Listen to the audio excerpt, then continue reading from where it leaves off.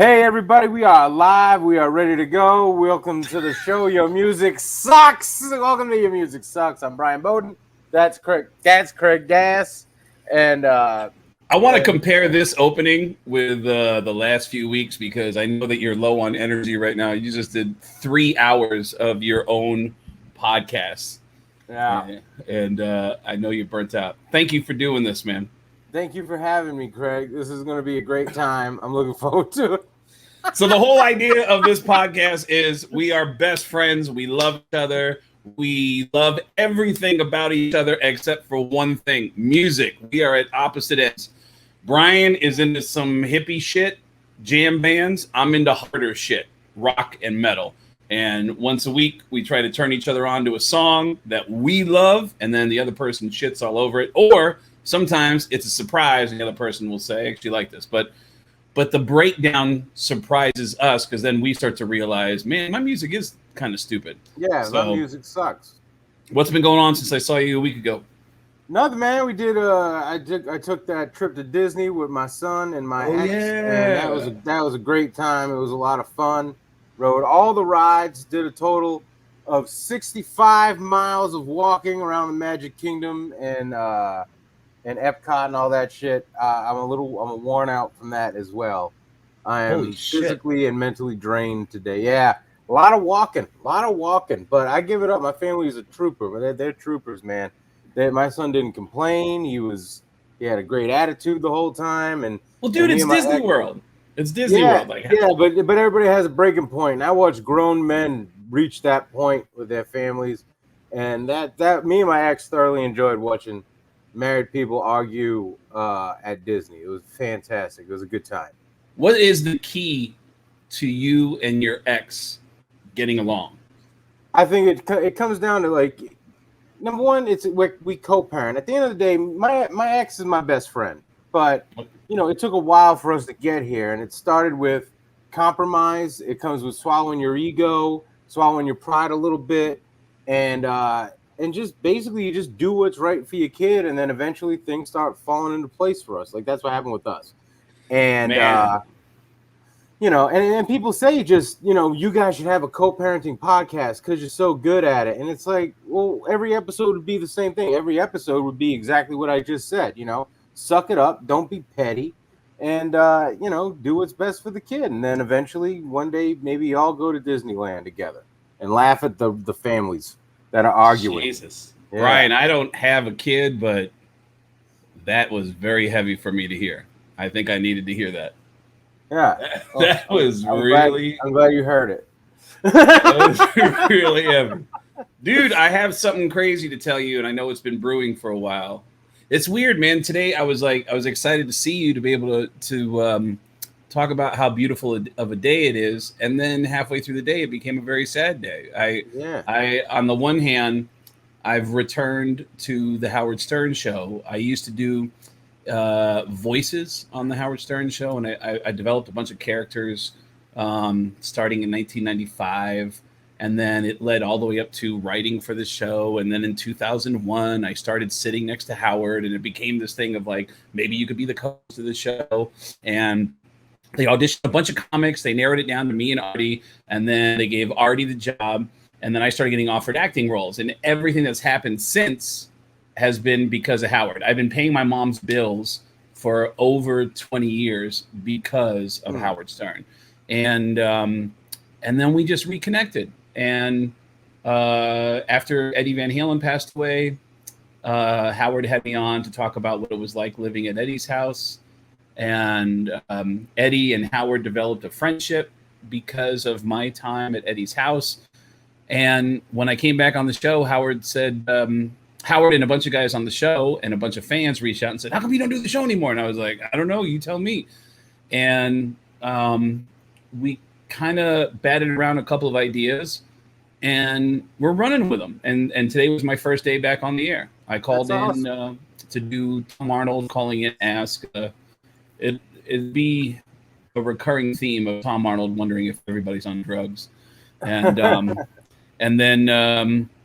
and then the news hit that Norm MacDonald passed away. So I just found myself feeling really sad because Norm was such a nice person, and it's weird to talk about him in the past tense. Did you ever meet him? I've never met Norm. I've never met Norm MacDonald. No. You know what's weird is my first time that I knew that Norm knew who I was came from Artie, who I just texted like an hour ago. Artie and Norm were really close.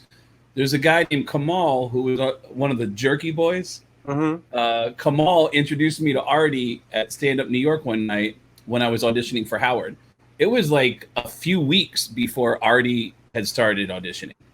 And Artie told me that night that that Norm talks about me all the time at work. Some TV show they were working on that Norm would rave about me.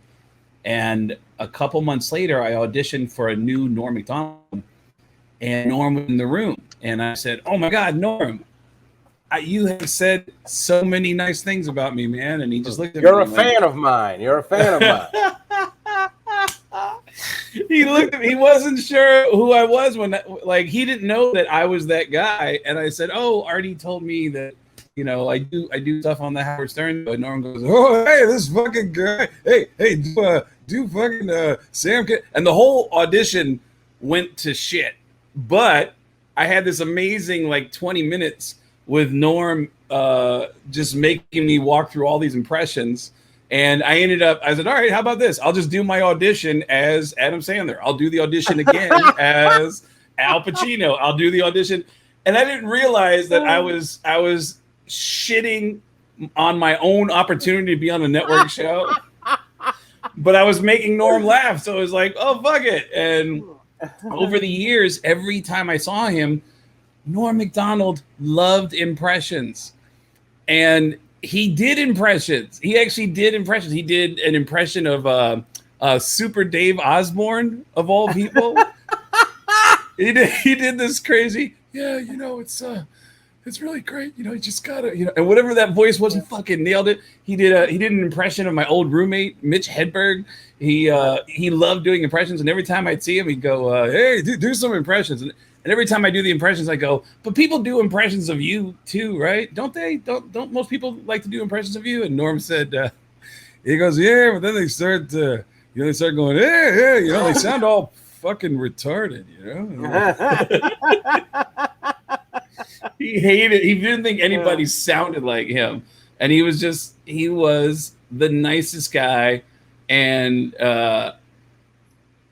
in history, nobody's ever had a ballsier moment than Norm. You know about Norm's moment at SNL, right? I love Norm's moment at SNL. Yes.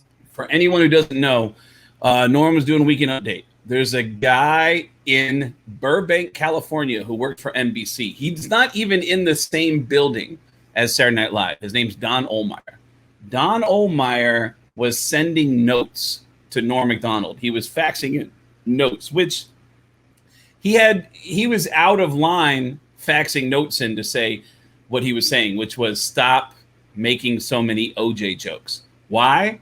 Because Don Ohlmeyer, his claim to fame is he created a show when he was at ABC called Wide World of Sports, the ABC's Wide World of Sports, where he became friends with OJ Simpson. And he was upset about the OJ jokes. So he kept faxing in notes.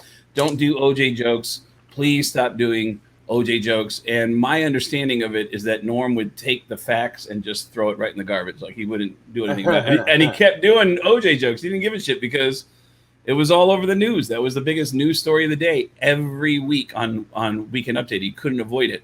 And then OJ is found to be not guilty. And Don Ohlmeyer sends a fax and says, okay, OJ has been found to be innocent. So this is an official cease and desist. You're no longer allowed to do any more OJ jokes. And that Saturday, Weekend Update opened with Weekend Update with Norm MacDonald. And he goes, hey, this Weekend Update, I'm Norm MacDonald. And our top story, it's official. Murder is legal in California. Boom. And it was like one of the biggest explosions I've ever heard of a reaction to a joke. And he got fired right away. They came in and axed him. And to this day, I don't know any comics that have ever shown that kind of balls to pressure. I think when money's involved, I mean, there's weird things that have happened to me where I've had to sign contracts that change the way I talk about people because I have a contract that affects it, you know? And Norm didn't give a shit. And even the safest comedian that doesn't like to piss anybody off admired Norm MacDonald for doing what he did. And it's a tremendous, tremendous loss. And Norm spoke at Robin Williams Memorial at the Comedy Store and gave the best speech of anybody that night. And it was really emotional. He cried. He wasn't afraid to cry. And I hope that at Norm's memorial that somebody gives the same level of a speech for him, because he was an unbelievably nice person who didn't like compliments, but liked hanging out and just being funny. He was just such a fucking great comic. So I'm sad. And it's weird on a day where like I'm having this major, some big news. Sad, but you have this great, you know, it's the yin and the yang, man. You got this good thing going on, and then you know, this fucking shitty, awful thing that happened. You know, yeah, and sucks. And the good news that I have is shit that I know Norm would have loved. That's the other thing, is that Norm genuinely loved impressions, and every time I remember one time being at Saturday Night Live. Artie wrote about this in his book, and he kind of changed some of the details. But I remember being at SNL. Artie came to visit, and Norm wasn't on the show anymore. He was just visiting the show, and we were all in somebody's dressing room. And Norm goes, "Hey, do some fucking hey, let me hear you, Tracy Morgan." You know, and I go, "Oh, well, you know, I have a really funny story." He goes, "Who cares? Just do the fucking impression." Because, hey, people always like, "Oh, I got a funny story." I don't give a fuck about the story. Just want to hear the fucking voice, you know? Nobody wants a fucking backstory, you know? And he can get away with that. Not many people could get away with that. Yeah. No, he can get away with that.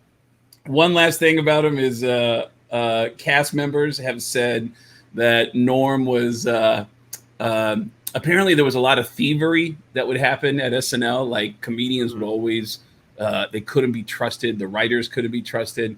So everybody was really protective over their shit because stuff would resurface months later in a pitch meeting. The people go, "I just pitched something like that 6 months ago, man. That was my idea." Like, "No, man, this is different," you know? And Norm would intentionally pitch stuff every week to the new host that was so awful it wasn't a real idea. He would always pitch fake ideas. Like Chris Kattan would say, "Hey, I got a funny idea. You know, Bill Clinton was in the news. Wouldn't it be funny if we had Bill Clinton at McDonald's doing A, B, and C?" And they go, "Oh, that's funny. All right, Norm, what's your idea?" And he'd go, "Oh, you know, it's funny because, you know, it's kind of similar to Chris, you know. Bill Clinton, you know, except he's got a huge cock. You know, he's got this big, fat, veiny cock, you know, and I don't know. I'll write it out later." He was just an original, and he will never ever be replaced, man. I'm shocked. Even, you know, he was smooth. He was smooth. He really was, man. You know, he was smooth with his brashness. You know, I remember the roast. He would just sit there and read the newspaper. You know, people would do jokes about him. He'd just look up, nod his head, and go back. Not many people can get away with that. Norm did and made it an art. He made it an art. I've seen Norm go on stage and do shit that the audience is not understanding, and he just doesn't give a fuck, and he'll just keep going and going. I remember he did a whole thing about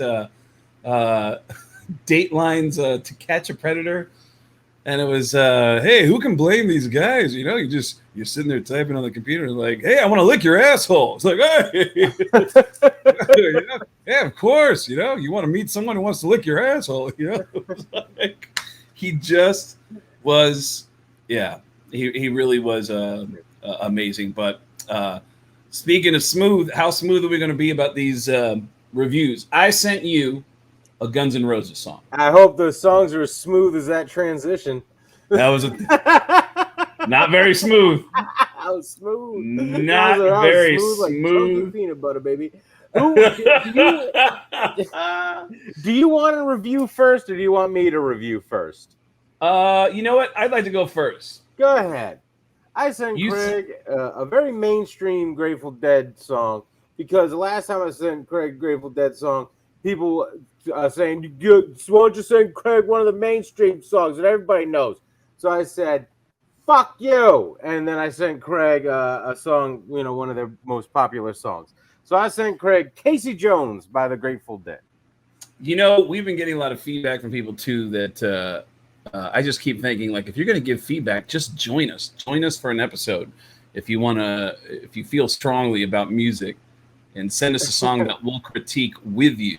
So that is an open call for anybody who wants to send us a song idea or something that you think fits in between what Brian and I are into. Brian's into jam bands, and I'm into heavier stuff. So we got Casey Jones from the Grateful Dead. I do know this song only because I did a lot of cocaine, and any song that had the word cocaine in it always made my ears. That's why I thought you would like this. Like, this is what Craig used to do. He used to drive trains on cocaines.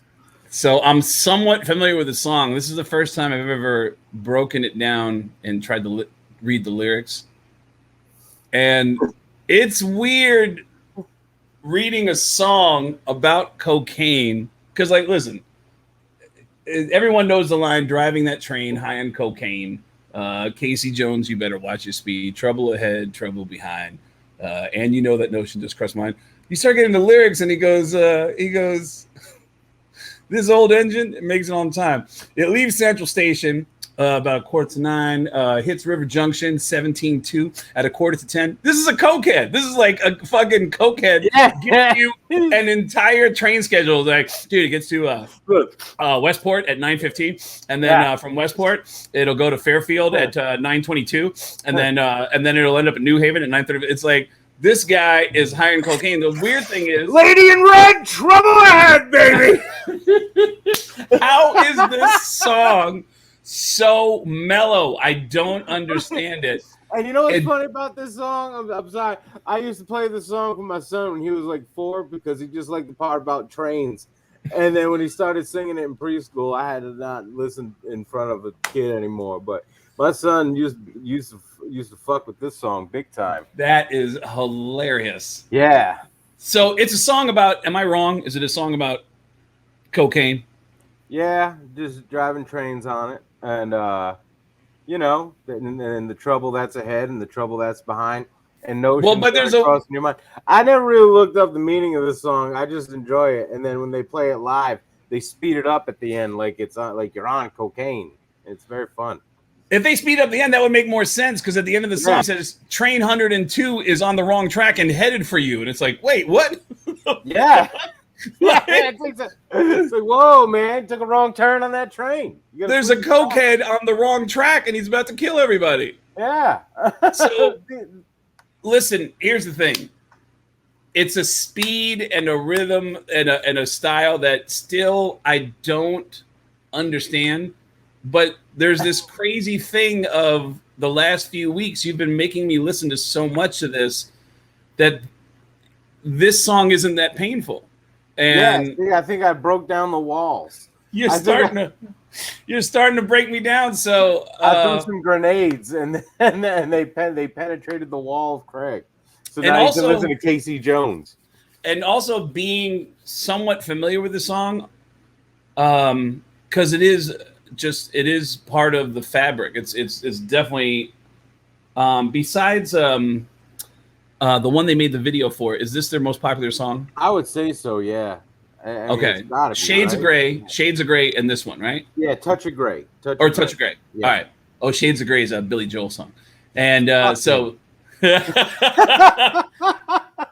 Brian's got a weird hang-up about Billy Joel. I can't understand it. And what's crazy is that he knows the lyrics to every Billy Joel song, so it makes no sense. So on a scale of 1 to 5, I'm giving your Grateful Dead song, and I think this is the best rating I've ever given a Grateful Dead song, a solid 4. Excellent. Wow. Yeah, that is the highest rating you've ever given a Grateful Dead song. Absolutely. 100%.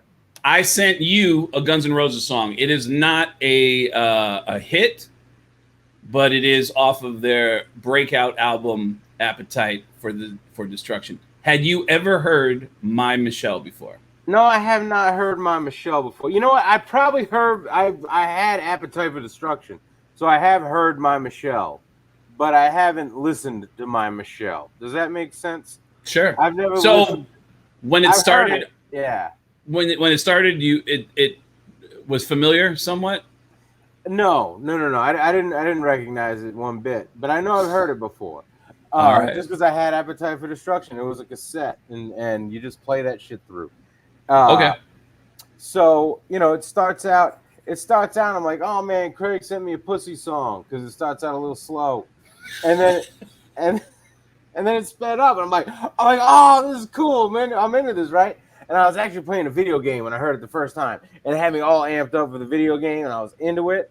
And then I listened to it again and again. I was into it, and then the second time I heard it, I said, "Did that motherfucker just say porno?" Like I think he said porno. Yep. And I'm like, that's a weird song. Like, why is the dad in porno if the song's about Michelle? I didn't think anything of it. I'm thinking I just misheard the lyric. And then I looked up the lyrics, and it said, yeah, your daddy works in porno. And I went, it's like, look, you had my interest, but now you have my attention, fucking Axl Rose.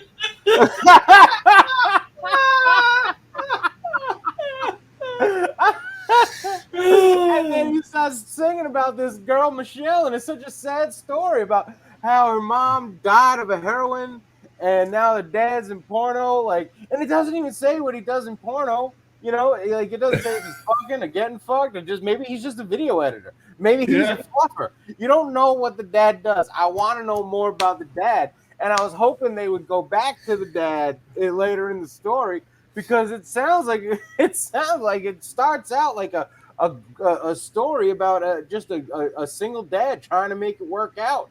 But he's in porno. I love this. So then the girl starts doing drugs, I guess, and then at one point they literally just don't know what day it is in the song. They're like, maybe it's Tuesday, but we can sleep on Thursday. And Michelle just had a rough fucking life, and I started to feel bad about Michelle. And then I started thinking, and this is where I got sidetracked from the song altogether, and I stopped thinking about this song because I just started thinking about all the girls named Michelle that listen to Guns N' Roses that sing this song as if it's about them because it just says Michelle in it. And Michelle, I think Michelle is just an annoying name. I want to throw that out there. I don't think I've ever met a Michelle that wasn't annoying. I tried to think of it. I can't think of a Michelle. Wow, you know what? You might have a point there. Like that's just an annoying person's name, Michelle. I've dated a couple of Michelles, and you are right. I'm gonna go through my friends list and really break it down, but I bet you dollars to donuts there's more annoying Michelles than not annoying Michelles. That is a good point. Then I started thinking about all the Michelles who just love this song from Michelle, and that brought a smile to my face. I thought that was very funny. But so what do you think on a scale of 1 to 5? 1 to 5, I'm gonna give it a 3. It wasn't terrible. Right. It wasn't the best song I've ever heard, but a solid 3, right in the middle. I could listen to this song again. All right, Brian. There's a reason why I sent it to you. Because we are gonna go see this band live in 1 week. Awesome, and I cannot wait to critique every song to their face. We're going to be Brian and I are performing in Minneapolis next weekend. We're doing 6 shows in the suburb of New Hope at the New Hope Theater, the New Hope Cinemas out there. And Brian and I are going to do 6 shows. And before we do our first show, we're actually going to see Guns N' Roses on that Tuesday. Guns N' Roses will be out in St. Paul. And one of the guys in that band is a big Seahawks fan, Duff McKagan, and we're going to go see Duff. And actually 2 people in that band are his keyboard player, Melissa, is a big Seahawks fan too. So we're going to be – Brian, you okay with being in the pit? I'm okay with being in the pit. All right. We're going to be in the pit. At a Guns N' Roses show. You know what's crazy is we're going to be in the pit over on Duff's side of the stage. That's where I always like to be, is over by Duff's side of the stage. Yeah. Everybody crams over by Slash's side of the stage. So there's usually more breathing room on Duff's side of the stage. So yeah, it's like that at a Fish show because they got Page. It's Page side, Rage side, and that's where everybody kind of gathers at a Fish show. Really? Yeah. He's the keyboardist. Well, at the end of the weekend in New Hope, we're going to do our first ever live Your Music Sucks. And what's funny is we don't even know how we're going to do this. We haven't even got any cameras yet. We're going to have to figure that out. We're going to figure that shit out. And we're going to have to. We just know that Sunday night in New Hope, we're going to do a live version of Your Music Sucks. And we're going to talk about this Guns N' Roses experience. We're going to talk about having been to a football game earlier that day because we're going to go watch the Seahawks play the Vikings. And it's going to be a great weekend out in New Hope. I'm excited about it. I can't Me wait. too, man. There's a lot of friends in Minneapolis I cannot wait to catch up with. And any else you want to plug besides Minneapolis? Nah, man, if you want to listen to my other podcast, it's the Wicked Funny Podcast, and you can hear that over at IllinoisCockburn.com. That'll take you to the podcast page. IllinoisCockburn.com. Or you can go to wickedfunnypodcast.com, but IllinoisCockburn.com is the fun one. Illinois Cockburn is Brian's website. My website is getgas.com, getgas with 2 S's.com. Brian, we are two mature adults, males. I'm going to be picking you up at the Minneapolis St. Paul Airport, and we're going to the Mall of America, and we're sitting in the food court. Can't wait to eat a churro. Can't wait. I can't wait too, man. I'm so excited about going back to the Mall of America. I love going there and hanging out there. You're a big mall guy. I like malls. It's going to be a great time. It's going to be a great time. All right, Brian, I love you. Rest in peace, Norm MacDonald. I will see you soon. Have a good one. Your music sucks, by the way.